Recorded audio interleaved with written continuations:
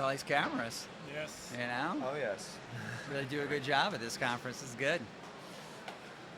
Yes. We've had this many cameras. Okay, it's great, but we. Oh, Yeah, are on we rolling? yes, Okay. yes. All right then. Well, we have the pleasure to have with us Mr. David Polgar today, tech ethicist. Yes. Mr. Polgar. So, how about we first ask you what a tech ethicist does? Yes. Yeah, tech ethicist is a relatively new term and career. As a tech ethicist, I'm focused on the ethical, legal, and emotional impact of technology, right? In other words, technology affects how we live, love, learn, even die. That is a big deal. We can't just have technologists in the tech industry. We need people who are not only creating technology, but on the other side of that, thinking about the impact of technology. In other words, as a tech ethicist, really focused on finding problems, as opposed to a technologist oftentimes is trying to solve problems. One of the reasons why we really need more tech ethicists is you can't solve a problem if you don't foresee a problem. One of the biggest areas I focus on with tech ethics is the area of social media. And I think one of the problems that has happened in social media is that overwhelmingly the people that are traditionally hired to work are individuals who might just try to solve problems, right?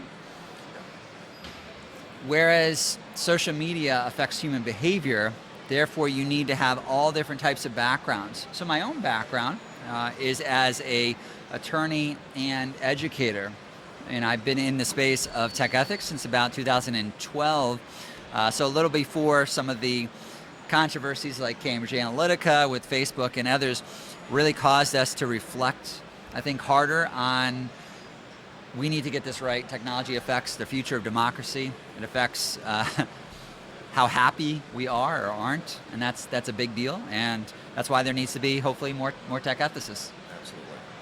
That makes sense. So, do we need a regulation for social media in Europe? We definitely need more regulation. I would also say that what I personally advocate for is that this needs to be a holistic approach. One of the problems that I would say we have right now with social media is that we tend to toggle between, do we need greater work from policymakers and regulation? Is it all because of a reckless industry, right? Or is it because we need more education for the general public? And I would argue all of the above. Everyone's to blame and everyone is responsible. So in terms of regulation, yes, I mean, one of the biggest areas we discuss in the United States, I live in New York, is something called Section 230 of the Communications Decency Act of 1996, which gives social media platforms the right, but not the responsibility of how they moderate content. One of the reasons why that happened is the growth of the web, especially in the late 90s, where it really started picking up steam. We were viewing the web at large, which then leads to the extension of social media, as kind of more user-generated content. How do we create this environment? So the thinking at that time was that a social media platform, or grow into social media, was more like a conduit, more of how we think of a telephone. So for example, if two people are having a discussion that we don't like on a telephone conversation, we wouldn't hold the company, the telephone company, responsible for that. Whereas now we're starting to see, well, what is Facebook? What is TikTok? What is Twitter? What is their role in hosting this content? I think the reason why it's shifting over and why we need more regulation is that people are realizing that we want social media companies to be more proactive because there's more at stake. You remember, it wasn't that many years ago where we looked at social media and we made jokes that it was just a bunch of cat videos.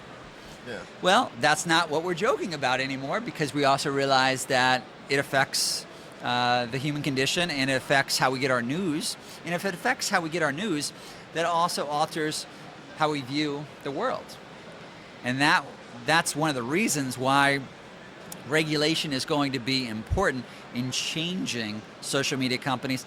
I think also to that question, I would say that generally speaking, one of the tensions that's happening in social media is that you have for-profit companies. That is naturally going to be in tension with the public interest. In other words, right now we're expecting a public square inside a publicly traded company. That's not going to just naturally happen, and the reason is because if you're Facebook, you have shareholders that are saying maximize our wealth. And that if Facebook didn't maximize their wealth, their shareholders would sue them, right?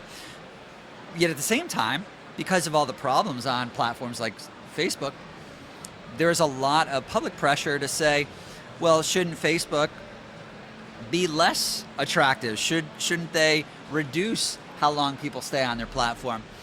That is naturally going to be at odds with anything that is for profit. So I think if we don't like the way people are playing the game, we change the rules. Because generally speaking, companies try to maximize their profits within the confines of legality. So most of the situations we're mad at with social media companies, they're usually not us saying, wow, this company broke the law. They're usually not breaking a law. What they're doing is not always valuing the public interest, not always valuing its impact on us from a mental health standpoint and from a information ecosystem standpoint. And that's why I think regulation is going to be important. But again, I would add that regulation, but also tack on the ability that we need to spend more money educating individuals about their own citizenship on social media platforms. We need to also think of how to create tech worker activism for a situation where workers realize the importance of the work that they're doing and can always speak out when there are problems. So if you put all that together, we need to have more socially responsible tech companies, especially social media companies, and then we need to have more proactive policymakers who can push forward regulation. In the past, especially in the United States, where a lot of these social media companies are based, policymakers have generally been allowing social media companies to self-regulate. I think now we're realizing that doesn't work. And then again, I would say the education is going to be key, right? So people, policymakers, industry, all three of those need to come together if we're going to have this kind of multi-pronged approach to fixing or improving social media. So I would say that we've seen in recent years the promise of social media to bring us together. In other words, just even being here today, our ability to stay in contact, right? So after this conversation, we can all be connected. We can all be on LinkedIn. We can all be on other social media platforms. That is a great win for society. That improves my life. That improves the ability for us to move across cultures. Social media to break down the physical boundaries. That's the promise of even the early web. So we've seen the promise, but we've also, unfortunately, seen the peril. We've seen the downside. We've seen the dystopian, future that we could have if we don't, but more responsibility. So what I always focus on in all of my work is that we need human agency, right? So I run this nonprofit called All Tech is Human. The reason why I called it All Tech is Human is that our tech future is not just naturally going to happen. It happens from the regulations we create or don't create. It happens from the education that we do or don't do. That it's really up to us as individuals to come together and create a better process to develop the tech future that works in terms of the civil liberties that we care about and democracy at large. Democracy is in threat. That's a big deal, right? And that's something that I think has woken up a lot of individuals who might have just thought of, oh, this is just social media. No. This isn't social media. We're talking about the future of democracy. That's what I'm working on. That's not just like, oh, well, this person's just on their phone. No. This person is altering their existence. This is impacting our future. And that's what motivates me. And are you going to be involved in Internet Governance Forum this year? Am I going to be involved in what? Internet Governance Forum.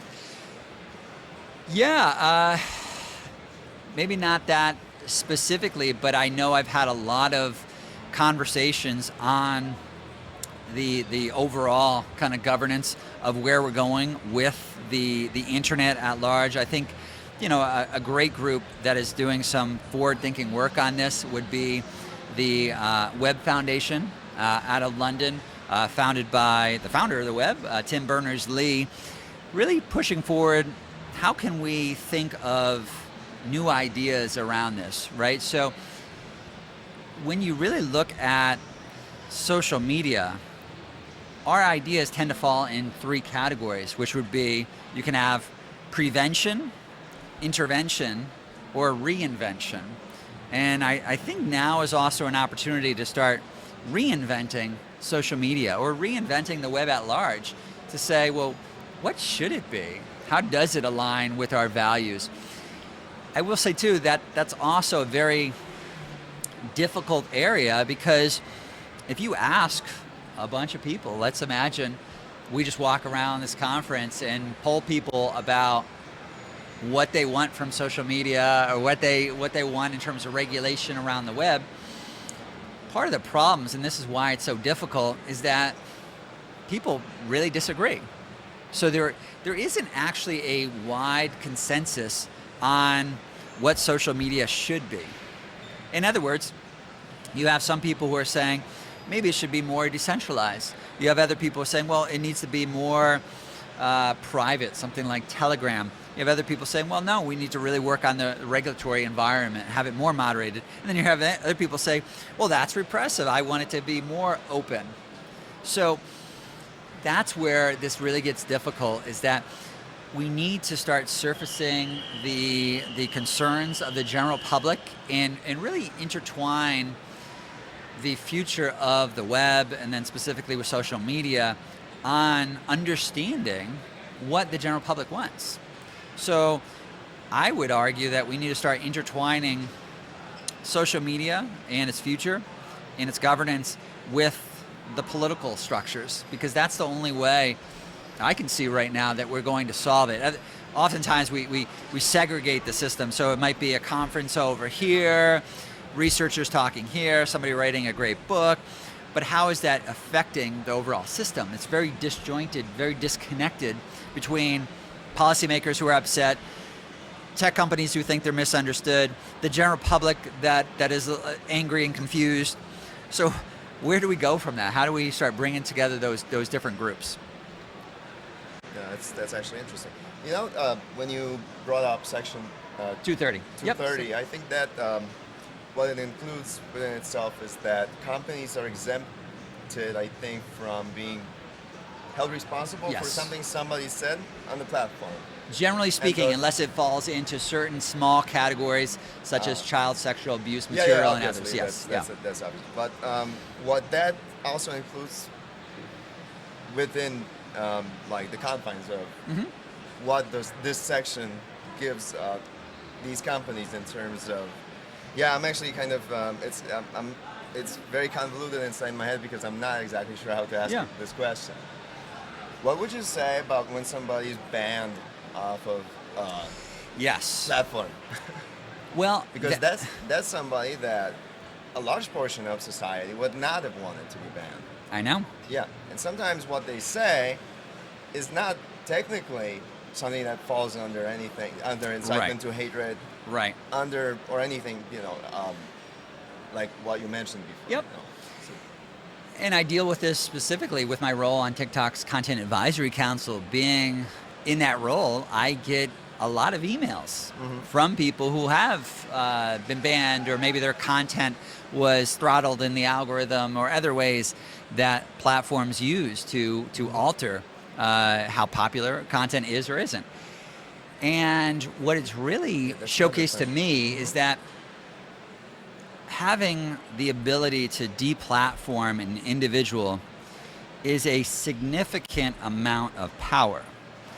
That's also why, over time, social media platforms are most likely, in my opinion, going to have to shift more towards a quasi-governmental type of role or be intertwined with government. And the reason is because how people are relating to social media, we use words like, it's my free speech. Well, in the US, the First Amendment that deals with free speech from the US Constitution only applies to what the government cannot do, to your speech. So when we conceived of this concept of free speech or free expression, we were thinking about the government, right? Because we were conceiving of the public square. But now, let me just interject. If Yeah, that's please. Okay. The thinking behind, like, some people would say that these companies, being as monopolistic as they are in essence, basically Facebook, Twitter, they basically are the equivalent of the telephone company on the internet. Right. And the telephone company cannot exclude anybody from Correct. their service, right? Yeah, and I would say too, with the recent Facebook going down for a long period of time, that really brought into focus, especially in countries like India, where Facebook is basically the internet for most people. That showcases that we might start treating Facebook like a utility, which means that there would be a lot more regulation over it. Let me just add that that mostly has to do with the way it functions in America. Obviously, Facebook being a worldwide company, basically. Well, that's a little bit of a different That's also thing. its struggle of how we regulate it, is that Facebook is dramatically different in all of its different countries. So some people argue that maybe Facebook overexpanded and got into countries that they don't really understand the cultural norms. And then also, which doesn't get pointed out enough, is that the value of individuals, because it's a free but not free traditional type of ad-based platform that has been popular for the growth of the web, the issue with that is users in different countries are more or less valuable. So in a lot of these more developing countries, that Facebook and other social media platforms have found that it can lead to a lot of issues.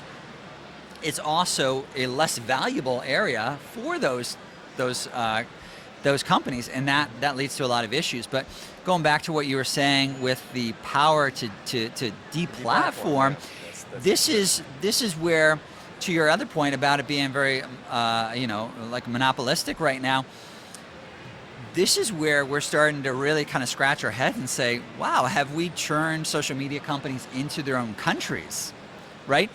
And if we have, do we need to start treating them like their own countries? So in Denmark a few years ago, they started their kind of tech ambassador type of program. Canada's really big on it too, and a few other countries.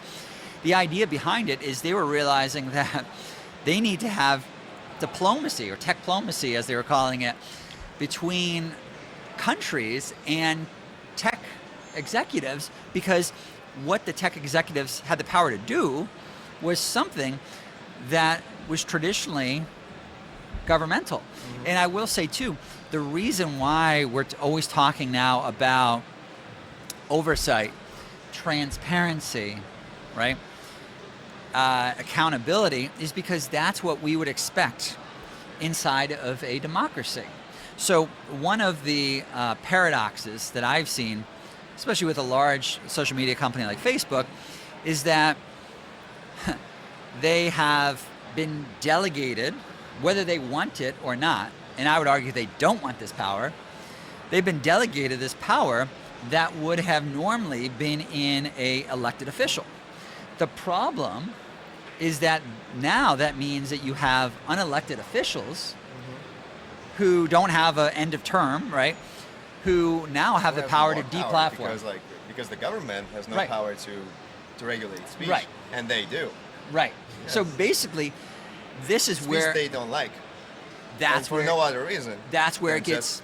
That's where it gets difficult. Is that where we're really torn? Is that should a social media platform, should they think of themselves like a for-profit company that then says, oh, it's about brand safety? Because brand safety is another big issue, is that the reason why a platform would deplatform somebody or take down this hateful content is because if you're relying on advertising, a car company doesn't want to advertise next to somebody who is a troll.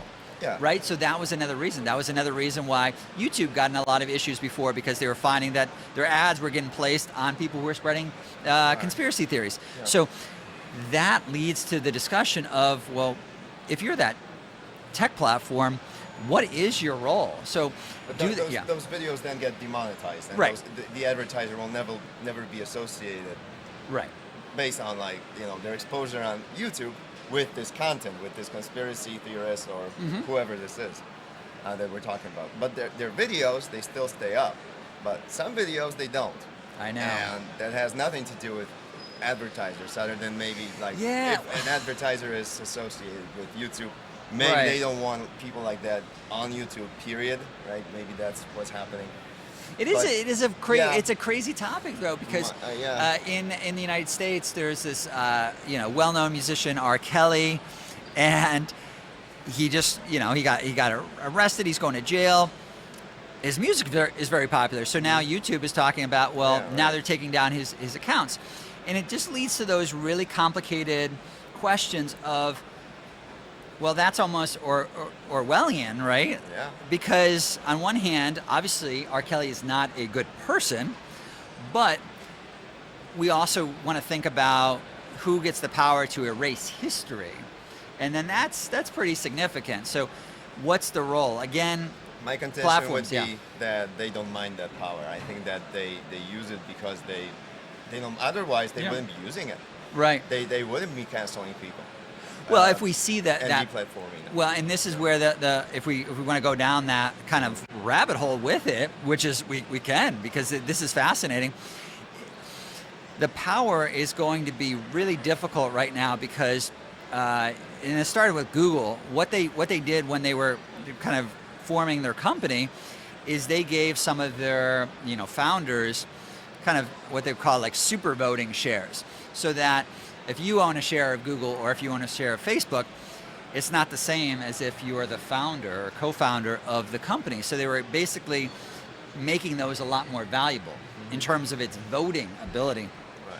The problem that has led to is that, well, I will say the reason why they did it, which is important to unpack, is because Steve Jobs was famously kicked out of Apple before he went back. So that led a lot of tech founders to say, wow, I don't want to be kicked out of my own company. So what they started doing is consolidating power within these super voting shares.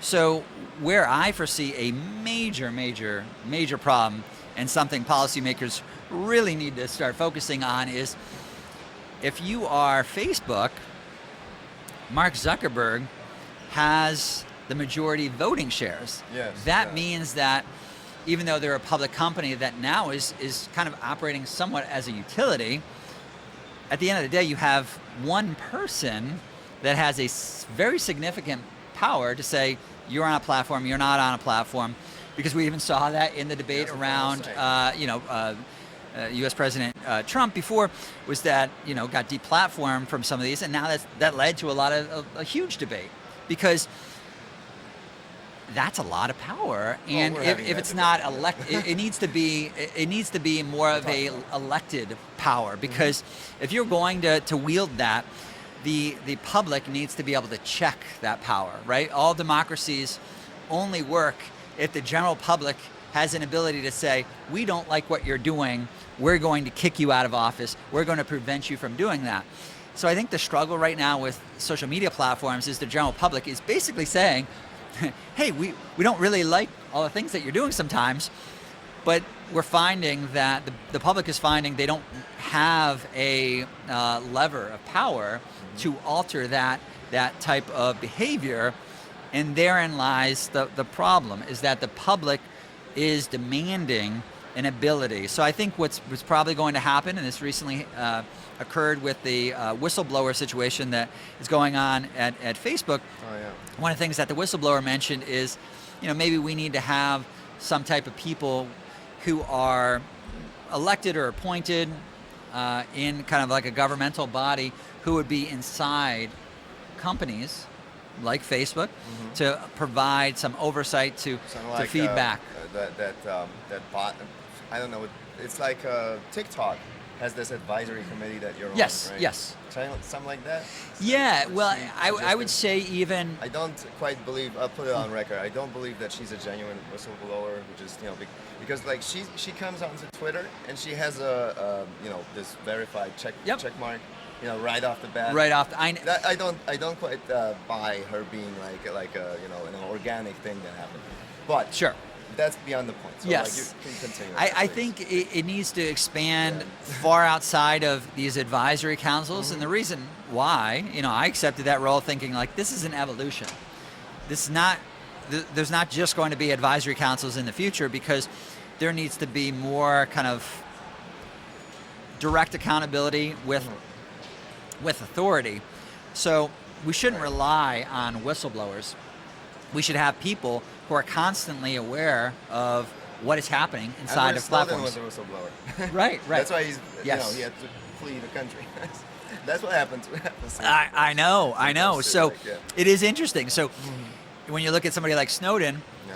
we're still feeding on what he exposed. So it really brings up the interesting situation of, wow, have we become reliant on whistleblowers who are putting their career and potentially their life in danger, right? That's not something that I would feel comfortable kind of relying on. Yeah. Well, it is obviously a big Yes. topic. Thank you very much Thank for you. having Thank this you. This is conversation great. with us. This is Thank great. you. Thank you. Thank Thank you. you. Yeah, it's All right. Okay. Terrific. I having one question. Sure. It's a personal question. Okay.